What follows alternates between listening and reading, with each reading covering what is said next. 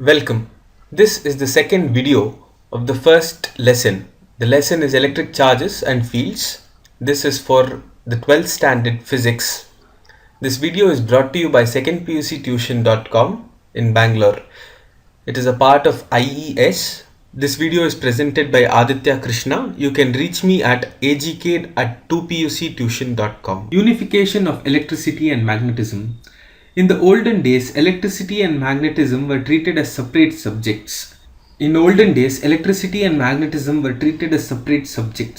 Electricity dealt with charges on glass rods, cats' fur, batteries, lightnings, etc., while magnetism described interactions of magnets, iron filings, compass needles, etc.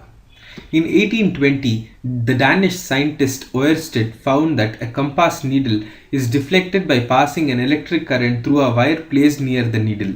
Ampere and Faraday supported this observation by saying that electric charges in motion produce magnetic fields and moving magnets generate electricity. That is, electric charges in motion produce magnetic fields and moving magnets generate electricity. The unification was achieved when the Scottish physicist Maxwell and the Dutch physicist Lorentz put forward a theory where they showed the interdependence of these two subjects. This field is called electromagnetism.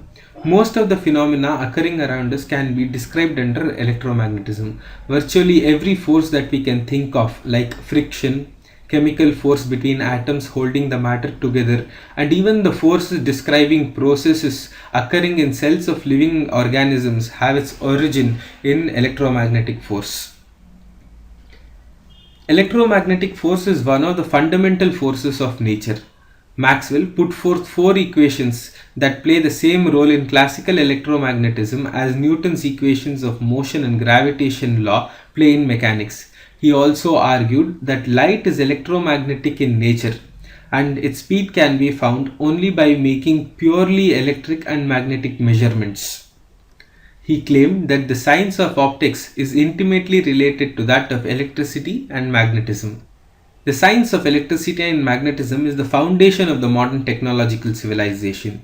Electric power, telecommunication, radio, and television, and a wide variety of practical appliances used in our daily life are based on the principles of this science. Although charged particles in motion exert both electric and magnetic fields, in the frame of reference where all the charges are at rest, the forces are purely electrical.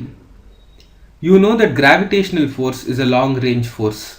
Its effect is felt even when the distance between the interacting particles is very large, because the force decreases inversely as the square of the distance between the interacting bodies.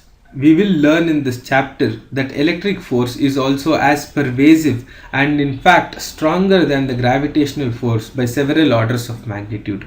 To electrify a neutral body, we need to add or remove one kind of charge. When we say that a body is charged, we always refer to this excess charge or deficit of charge.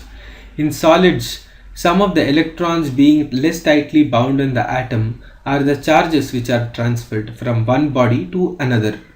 A body can thus be charged positively by losing some of its electrons. Similarly, a body can be negatively charged by gaining electrons. For example, when we rub a glass rod with silk, some of the electrons from the rod are transferred to the silk cloth. Thus, the rod gets positively charged and the silk gets negatively charged. No new charge is created in the process of rubbing. Also, the number of electrons that are transferred is a very small fraction of the total number of electrons in the material body. Only the less tightly bound electrons in a material can be transferred from it to another by rubbing. Therefore, when a body is rubbed with another body, the bodies get charged, and that is why we have to stick to certain pairs of materials to notice charging on rubbing the bodies. Thanks for watching this video. The lesson will be continued in the next video.